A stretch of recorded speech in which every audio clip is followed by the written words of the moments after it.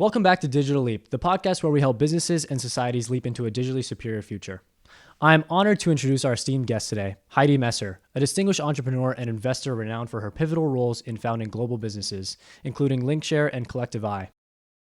With a wealth of experience in the tech industry, she's not only a successful businesswoman, but also a thoughtful leader in the fields of entrepreneurship, digital marketing, and business intelligence. Heidi's journey has been marked by remarkable achievements and contributions to the tech world, making her a trailblazer in her own right. She is also a Brown alum, having studied history, so I'm looking forward to hearing a little bit about her time here as a student and now coming back as an alum. So thank you so much, Heidi, for joining us. I just want to start off with the first question. So your career has spanned various tech ventures, from Linkshare to Collective. How have soft skills such as empathy and leadership, we really want to emphasize those soft skills, how have those soft skills played a role in your journey as a tech entrepreneur and leader? First of all, thank you so much for having me on your podcast. It's really an honor to be able to come and speak to a bunch of exceptional Brown students. So Appreciate it. Thank you so much for joining us. Really, really happy to be here. So it's interesting, I was thinking about this topic when you shared it with me, and my thinking on it has evolved, which is I almost feel like the designation between hard skills and soft skills has become outdated since AI has gained prominence. There was almost the implication hard skills were essential and soft skills were nice to have.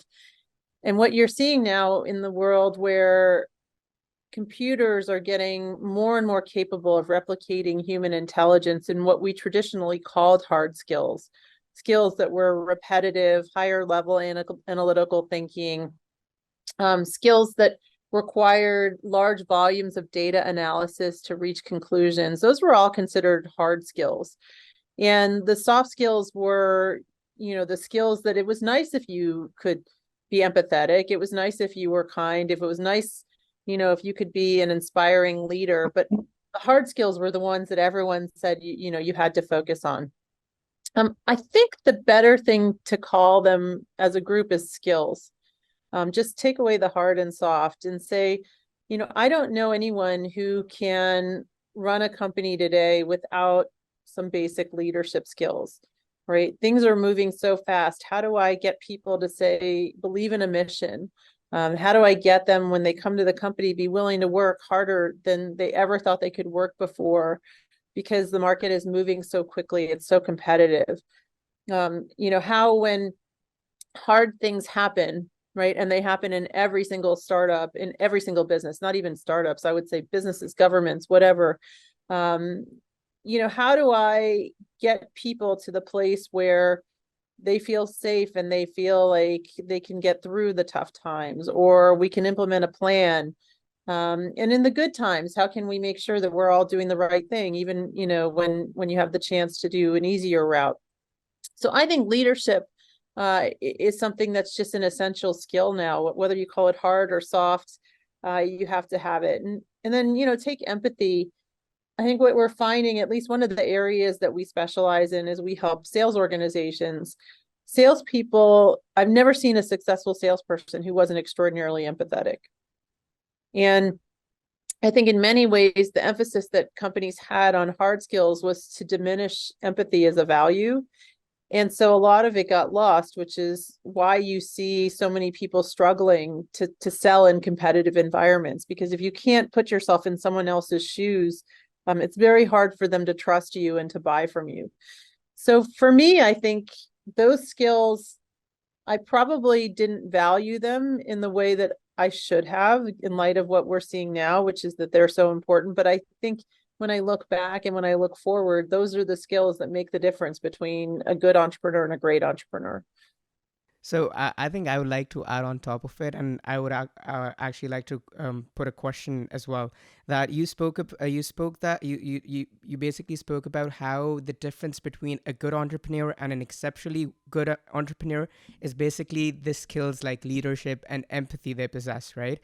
And it's more about the value that you're bringing to the organization that matters, rather than just simply the product or the services that you're selling them, right? So could you tell us more about this aspect of technology as well, that how we could use technology to bring real value, real change in the lives of real people? Yeah, so I think something that's a little different now than when I started my first company. My first company was very much about, what can technology do? It was sort of this awe that technology could, you could shop somewhere online without having to walk into a store and suddenly a package would appear at your house. It was very much functionality based. I think what's nice about the generation that you're all entering into business is that people start from the place of a mission. And that mission is usually very lofty and very large. The chief principal research scientist at MIT is publishing a book called The Geek Way. And one of the things he talks about is, the reason you see like the Elon Musks or, the Steve Jobs being so successful is they put out there this big audacious vision. And they said, or Google, like, we're going to organize all of the world's information. Like, we're going to get people to buy electric cars. We're going to get them to go into space. And these businesses, in order to get people to believe in that mission and pursue that mission and do it at the speed at which they've done it, it requires, I think, extraordinary leadership capabilities. So for me, the businesses that are winning today are the ones that start with a mission that's making humanity better, and then they create the technology that turns that mission into a reality. Wow. Yeah, it does. It does. And we usually hear you talking a lot about the human centric element of in tech as well, and in the broader digital transformations. So, could you further expand on the response that you gave? Because I think it was kind of driven towards this question as well about this whole mantra of like human centeredness in tech and being like human centric in tech. So, could you expand further on that?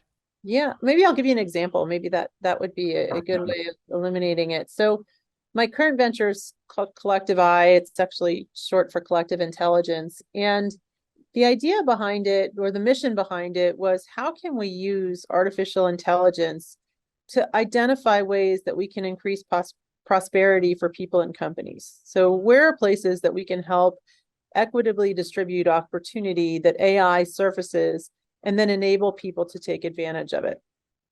What then happened from there was we started to build technology, and the area that we focused on, or one of the areas that we focused on, was, wow, we can produce certain insights that would be incredibly valuable for salespeople who, by the way, are 1 in 8 people in this country, and whom touch every aspect of business. So if a business doesn't have sales, a business doesn't have a business.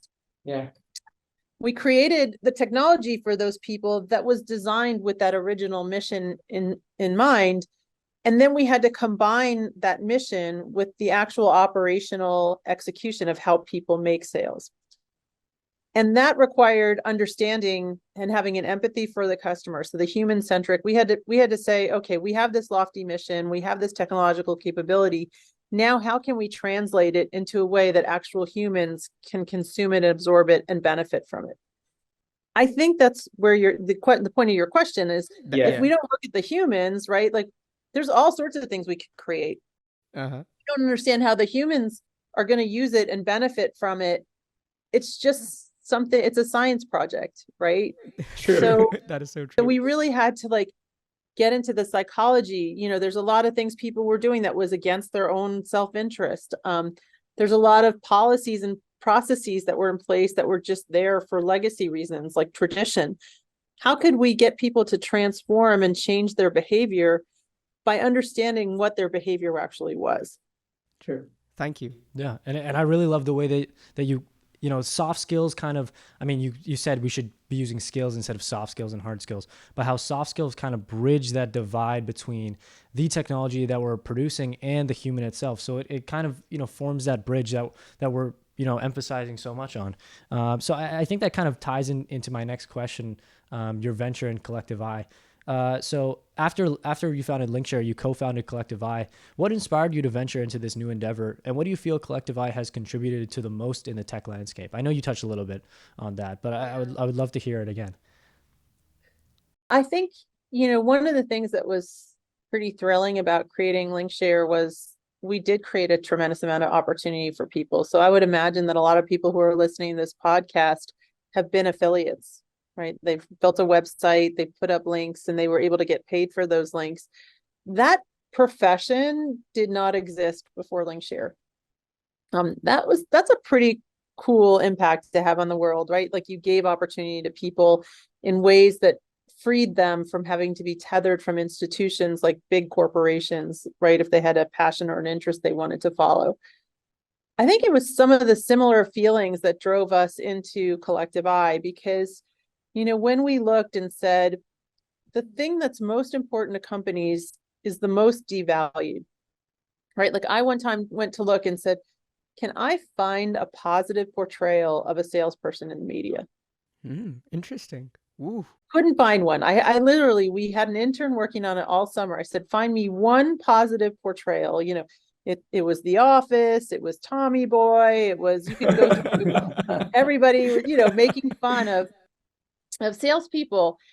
And yet so many people in this country are in sales, and sales is really a compilation of all the soft skills, right? When you talk about what people refer to as soft skills, it's, being empathetic, it's being good at solving problems, it's being good at collaboration. I can go through, there's a whole list of skills.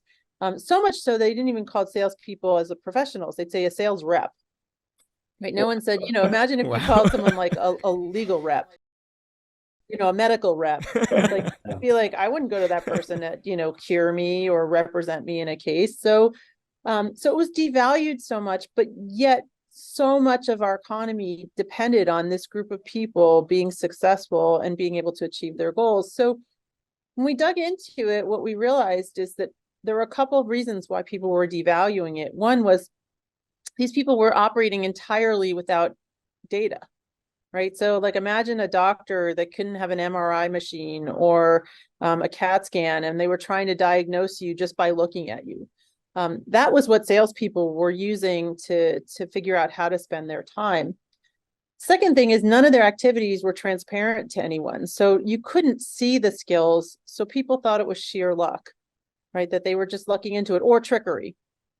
And so we thought, well, what if we could take this sector and say, let's find a way to broadly study economic activity, unearth what Adam Smith called the invisible hand, which, in the absence of visibility, he said everything is motivated by self-interest, which, by the way, it turns out that's actually not true.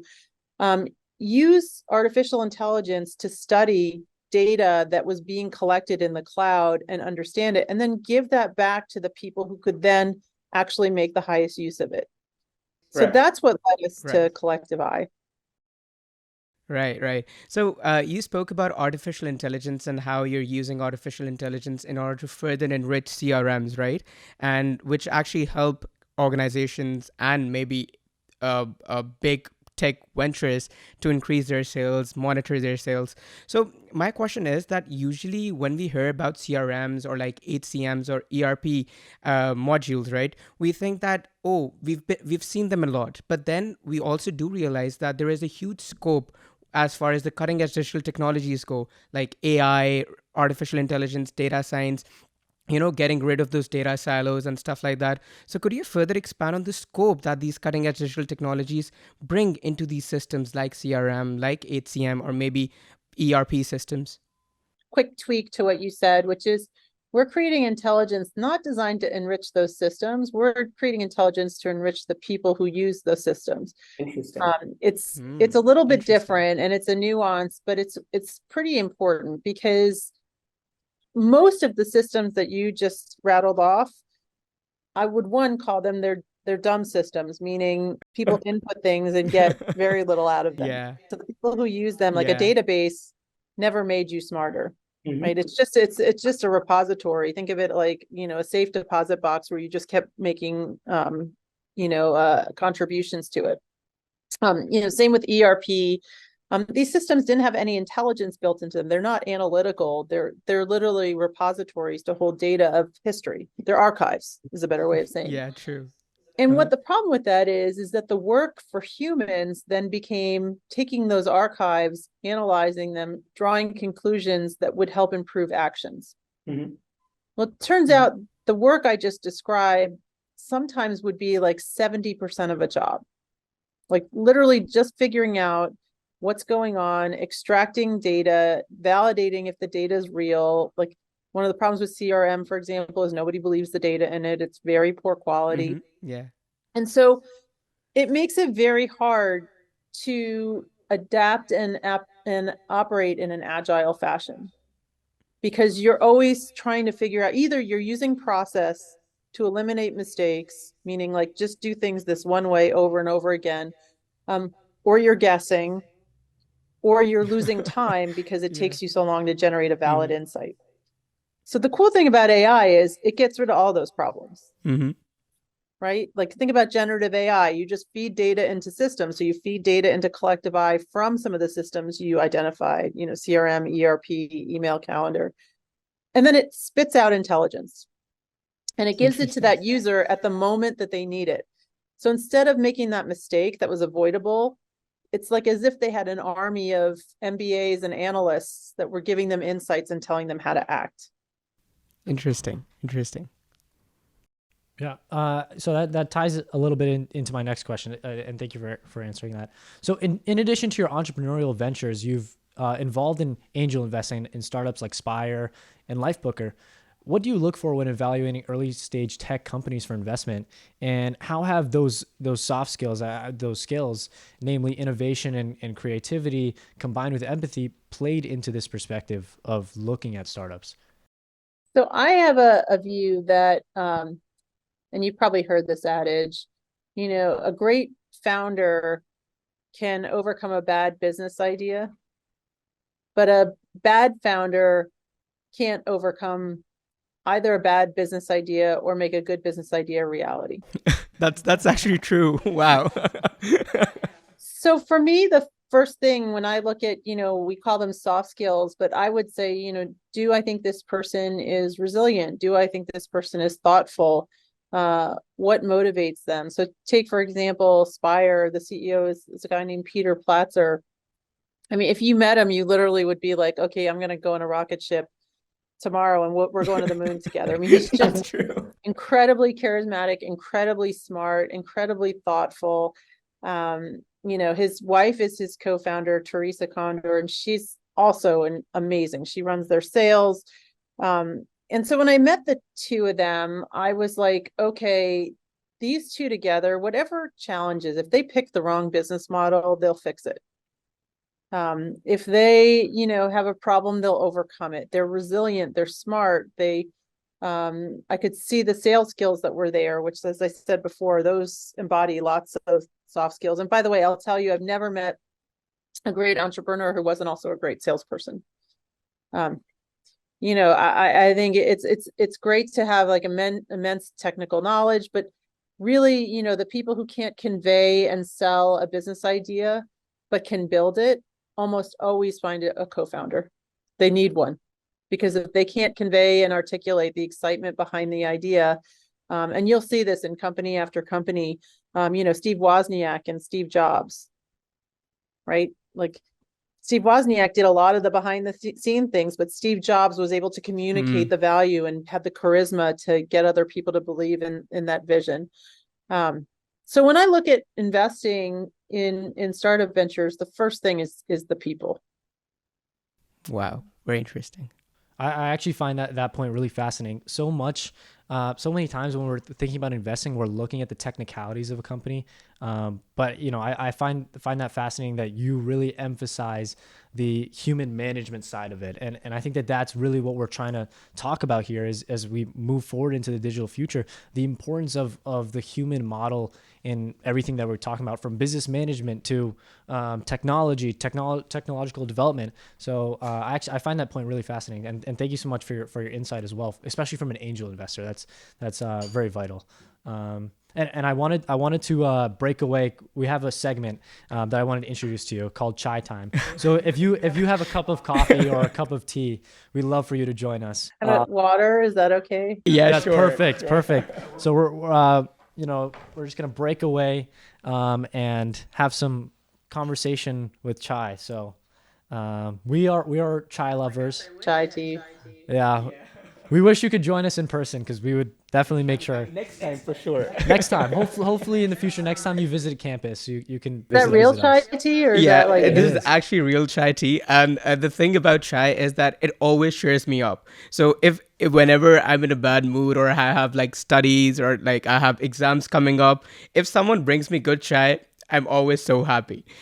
You well, you're gonna have to send me some recommendations. Yeah, sure, for sure, for sure. You briefly like reference to the campus. I would like to know more about how Brown was, how because you're a Brown alum as well. So could you tell us more about your experience when you were here as a student? Did you like go to all those chai places that we have in the cafeterias around campus?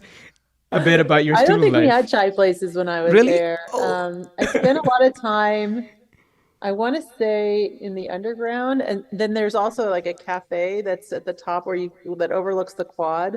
Uh huh. Do you remember? You not remember The main green. Wait, is that the blue room? Are you talking about the blue room? the blue room? Oh, Yes. the blue room. Yeah, I yeah. spent a lot of time in the blue room. Yeah. And they actually then they had really good cider, hot cider, Really? drink of choice. Oh, Yeah, we need to in have that some room. of I that. know, I know. The fall with all the leaves turning, I need some hot cider. I know it felt like you had to do it in New England, right? Yeah. So, True. um, Yeah. yeah, So, no, I didn't. I wish I would have known about the chai places because I would have tried them. yeah, that's true. And I've also heard that. So we actually had Don Stanford here for the last interview, and he was from the batch of 80 or like 81 or something. Yeah, 70s or something. Yeah, yeah. And he told us that how like the life at Brown was so much fun, and there were like parties going all over campus at that time. So is it true that Brown is getting like relatively less fun as time is progressing? I'm the wrong person to ask because I studied all the time. Like Oh, really? I could have given you reviews of the different libraries. Like I liked going to sci-fi for some. There The was like Sala? Oh, yeah. one like little library off the beaten path. I can't remember the name of it. That was that I liked to study in. So I could curate Rock? the The library. Rock? I did study at the Rock, but there was Okay. another one that was like a specialty building that had its own collection Whoa. that I found. Yeah, I unearthed all the libraries. So I definitely went to my fair share of parties, but I was like heads down. I worked really hard. So there's some people that say, that college came easy for them or they partied their whole college years. For anyone who's like killing themselves academically or working super, super hard or doing things like this podcast that, you could be at a party right now because it's Friday. Exactly. Yeah. And instead you've chosen, to talk to me, which I'm not sure you should have made that choice. I really worked hard when I was there. And I still enjoyed it because, every time I thought for me, the professors were like so interested in the students, there was almost no one you couldn't approach.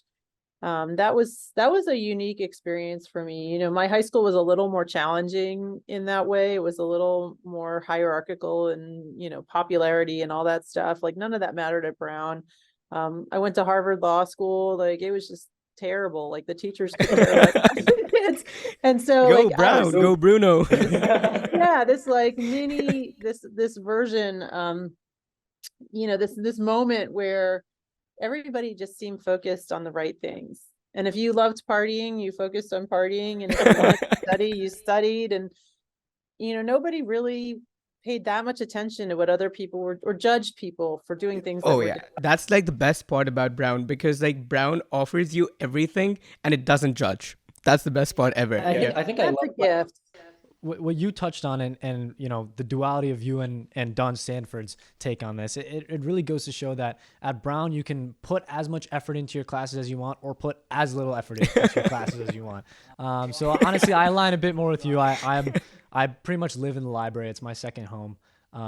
So I and obviously there are students out there partying, but we all come together as Brunonians and we're all proud of being Brown students. And in that sense, I think that makes our community better. So thank you for sharing your insight on that. I used to learn more in that shopping period than Yeah. I would, because I used to go and sit in on like, I was like, wait, you can sit in on anything you want. So I would go Wow. and sit in on like all these. Wait, so you had the shopping period at that time as well? Yeah. Oh, They had a wow. shopping period. So, and to this day, this is probably going to show that I'm a very neurotic person, but to this day, I still have the nightmares that I forgot to drop a class that I signed up for during shopping period. That is so true. Okay, so there's this dropping thing, and then there's the SNC to grading thing as well. Because you have to, there's always a date where you have to like specify you're either doing it for a grade or SNC. And that actually happened with me like one semester, and then I was at the dean's office. I was like, please, please, please, like give me one more chance, and they were like, oh, okay. But like, yeah, this is a very, Why very not? crucial Why part. not give someone that? It doesn't hurt anyone. And that's the kind of thing, by the way, that I think serves entrepreneurs really well, because what Brown does much better than other institutions I've seen is they put substance above form. So like Yeah. the fact that you cared enough to go in there and ask them to change something that was not going to impact anyone, right? It wasn't going to impact, like if you didn't go to class, you were still not going to pass the class. So you had to go to class, but all it did was make your educational experience better, And that is what matters, right? right?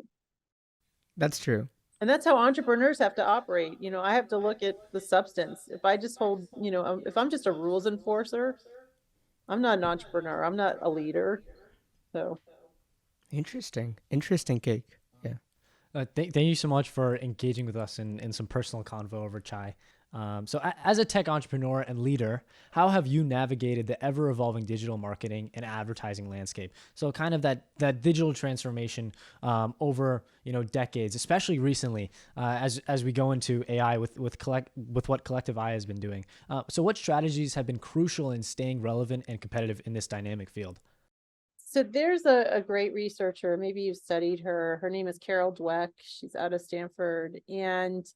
Um, and her whole thing is, having a growth mindset. This idea that you can look at outcomes as fixed and say there's one way to do things. So say, for example, you're a chief marketing officer and you say, billboard advertising is the thing I understand the best and it's the most effective. And that, having what's called a fixed mindset, she analyzed both. She analyzed, I believe the research was she gave kids a really hard problem that was unsolvable, but said you could solve it. And then she gave kids a problem that was solvable, but said only the smartest people could, something like that. I'm not getting the research right, but the net of it was the kids who were constantly trying and never giving up to figure out a new way of doing things ended up being much more successful on tests and academically than kids who were told your IQ is limited, your ability, like this is the most you'll ever do. And so for me, having the growth mindset to say like what I did last year may not work this year. It's willingness to learn. It's following smart people and learning from them and saying, I don't know everything. Certainly in the sales and marketing space, it's evolving so fast. Like there was a time, and you both are not going to remember this blissfully, but all advertising was done. People used to say, if you're not good at math and you're an MBA, go into marketing. Oh my, really? Whoa. Yeah, because there was no way to measure things. People would do focus groups. They would spend hours deciding what color a logo was based on how they thought it was going to make you feel. Like this was there was a saying, 50% of my advertising is wasted. I don't know which 50%. If you said any of those things today, you would be unemployable. That's true. And so I think transformation is something that happens. It's happening much faster now than it ever has before, but it happens little by little. And there are people who get stuck, almost like in quicksand and think they've mastered something. And the fear of learning something else stops them from evolving. And you'll see that with, when you enter the workforce, you'll see the people that, have the smugness that they know everything.